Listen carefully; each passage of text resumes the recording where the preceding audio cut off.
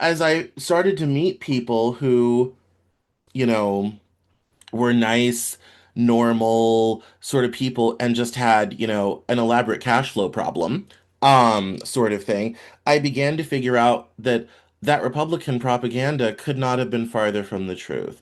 And it was actually surprisingly easy to fall through the holes.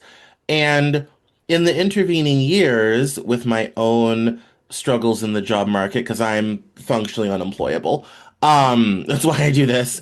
All this sort of thing. I discovered how kind of tattered it was and had to confront my own family members who were kind of like, well, isn't there a program for that, all this type of thing? I'm like, funny thing about that. Yes, sometimes, usually not. And the amount of work and qualifications you have to do to get anywhere near that is extremely difficult, especially as like a single dude with no children sort of thing. And so I'm kind of like, yeah, sometimes, but not other times, all this type of thing. And so, all of it came to me realizing, like, no, we don't have a strong social safety net. We need one.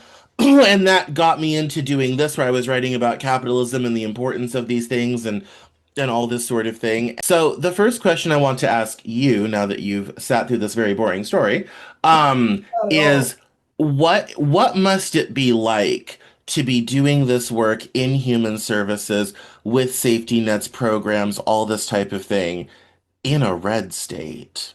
Where I imagine the rest of government is actively trying to undermine you at every turn. Well, Cameron, the truth is that the rest of government is not trying to undermine, and I would say that it is both inspiring and frustrating at the same time.